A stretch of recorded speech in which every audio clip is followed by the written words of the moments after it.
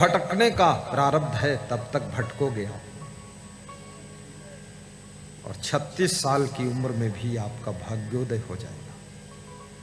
एकदम गेंद की तरह उछलकर पृथ्वी से तीसरी मंजिल की छत पर पहुंच जाओगे। तुमको खुद पता नहीं है कि मेरे प्रारब्ध में क्या है, क्योंकि प्रारब्ध हमेशा छिपा होता है और उस छिपे प्रारब्ध को तब जाना जाता है जब वो प्रकट होता है। जब सामने आ जाता है, कुछ तुम बन जाते हो, तब पता चलता है अरे मेरा भी भाग्य था ये। इसलिए कभी घबराया मत करो। प्रारब्धी पहले बनी पीछे बना शरीर, और तुलसी चिंता क्यों करे काहे होत अधीर। तुलसी चिंता क्यों करे कहेंगे संत कबीर। कबीर और तुलसी दोनों बता गए हैं बात। चिंता मत करो, समय का चक्र चल रहा है। किस उम्र में, किस वर्ष, किस तारीख को, किस सन में, किस दिन में, किस रात में आपकी किस्मत चेंज होगी तुमको पता नहीं। एक नेता बैठा हुआ सेव फल काट रहा था अपने घर में, और उसको मिलने के लिए एसडीएम गया था। सेव काटकर उसको खिला रहा था एसडीएम को कि भाई आप मेहमान हैं हमारे, आइए। उसी समय फोन आया कि तुम्हारा बुलावा दिल्ली है। दिल्ली गया और घोषणा हो गई कि आप मुख्यमंत्री बनोगे उत्तर प्रदेश के। उसका नाम था राम प्रकाश गुप्ता। बुढ़ा था, कमजोर था, उसको कभी उम्मीद नहीं थी मैं मुख्यमंत्री बनूंगा।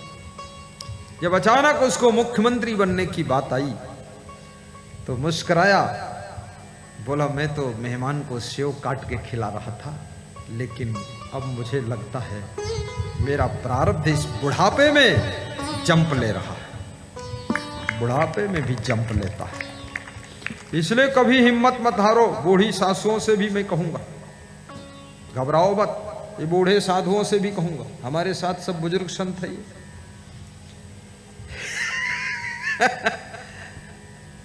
कभी घबराना नहीं ना।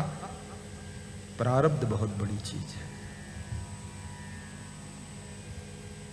आज मेरे पास में अयोध्या से फोन आया। मैंने संत जी से कहा किसी के आश्रम में रहोगे तो उसका मन धीरे धीरे फीका हो जाए। 2-4 दिन तो ठीक है, तो आप किराए कमरा ले लो कहीं, वहां रहकर अयोध्या का आश्रम तैयार करो।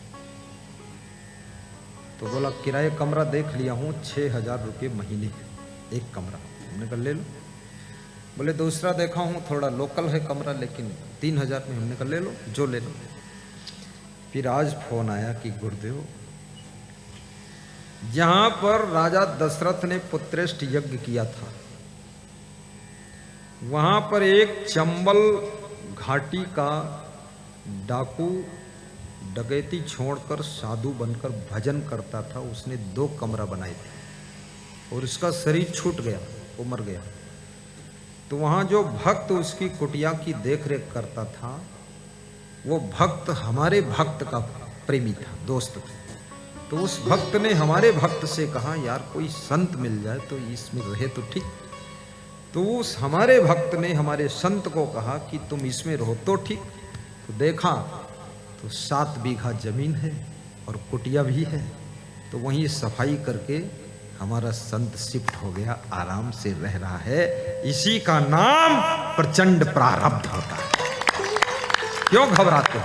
अब वहां 6 रुपये भी किराया नहीं पड़ेगा और कोई रहता भी नहीं है, और 7 बीघा जमीन भी है, और जमीन वो 7 करोड़ की है, पुत्रेष्ठ यज्ञ के पास में है। और उसमें हमारी गाड़ी भी 10-50 खड़ी हो जाएंगी। वहीं प्रवचन करेंगे, पंडाल लगाकर, भगत भी बैठ जाएगा, भंडारा हो जाएगा। फ्री में काम हो गया। जो मन में न सपना था न कल्पना थी, वो रहने के लिए अड्डा बन गया। अब वो जो भगत रखा है वो कह रहा है तुम संत लोग अच्छे हो, अच्छी सफाई कर दिया है, थोड़े दिन और रहो फिर ये तुम्ही को दे दे, हम झंझट खत्म हो जाए। हमने कहा जय कबीर साहब की।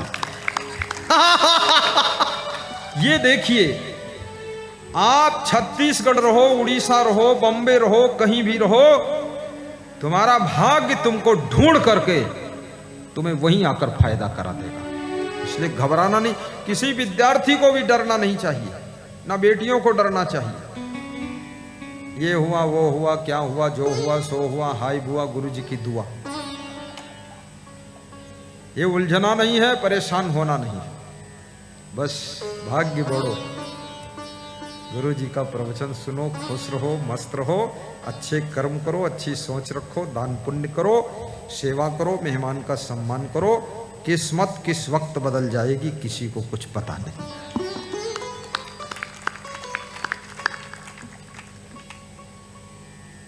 भाग्य बढ़ो जे